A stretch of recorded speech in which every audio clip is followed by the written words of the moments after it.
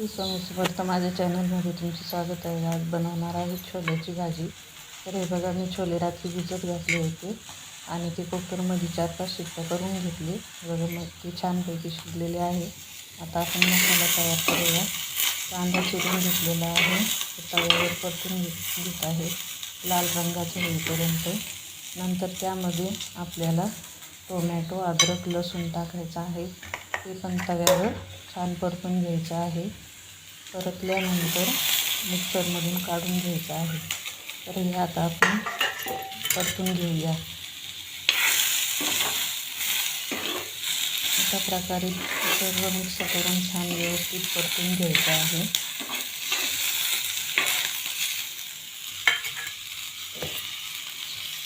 बघा, अशा प्रकारे परतून घ्यायचं आहे. आता हे परतल्यानंतर आपण याला मिक्सरमधून बारीक करून घेऊया.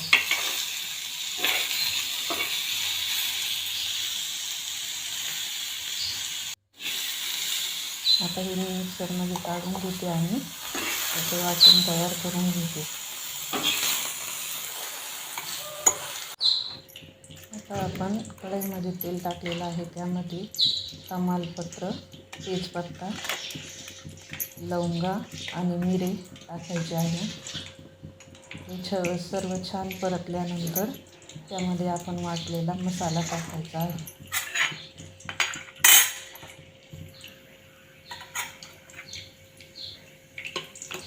चांगल्या प्रकारे परतून घेतलं की मग मसाला टाकायचा आहे.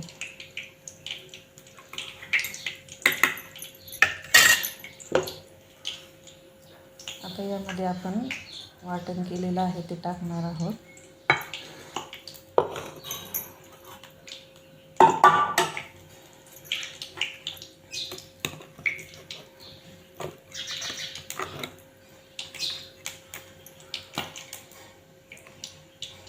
बघा, आता आपले तमालपत्र ते छानपैकी परतले जात आहे.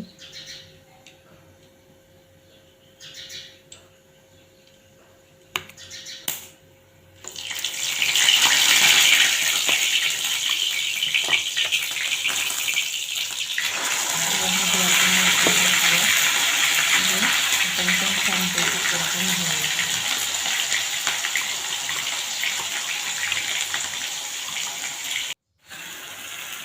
यामध्ये आपल्याला मसाले टाकायचे आहे. हळद, मिरची पावडर, गरम मसाला आणि गरम मसाला. मसाले तुम्ही तुमच्या आवडीप्रमाणे टाकू शकता. मसाले टाकल्यानंतर छानपैकी व्यवस्थित परतून घ्यायचे आहे. म्हणजे सर्व मसाले एकजीव होतील. परतून झाल्यानंतर त्याच्यावर आपण 5 मिनिटं झाकण ठेवणार आहोत. म्हणजे मसाल्याला छानपैकी तेल सुटेल. मसाला कच्चा राहणार नाही. आता आपण 5 मिनिटं झाकून ठेवून घेऊया. आता बघा, मसाला छानपैकी तयार झालेला आहे. आता त्यामध्ये आपण शिजवलेले छोले टाकणार आहोत. मसाला छानपैकी तयार झालेला आहे.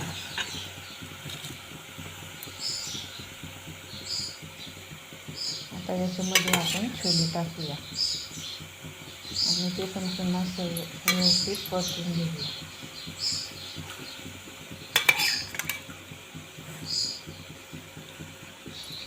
आता मी याच्यामध्ये छोले टाकले आहे. छोले टाकल्यानंतर आपण सर्व व्यवस्थित मिक्स करून घेऊया.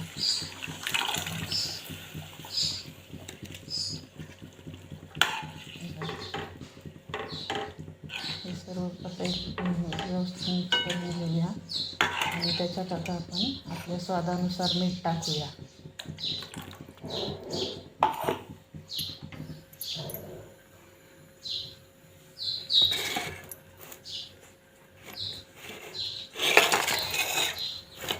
आता याच्यामध्ये मी मीठ टाकणार आहे. तुमच्या स्वादानुसार मीठ टाकूया.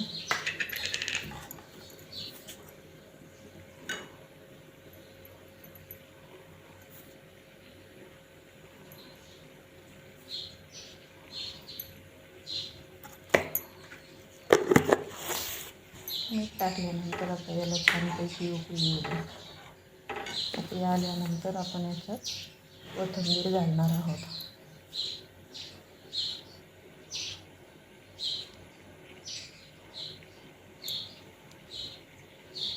हे बघा आता आपल्या भाजीला उकळी आलेली आहे.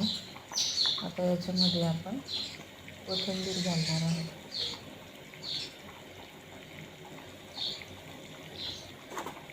आणि आपली भाजी आता तयार झालेली आहे. हे बघा छानपैकी तयार झालेली आहे. भाजीला उकळी पण आलेली आहे. आता तुम्ही बघू शकता भाजी किती छान तयार झालेली आहे. तुम्हाला जर माझी रेसिपी आवडली तर लाईक आणि शेअर आणि सबस्क्राईब करा. थँक्यू.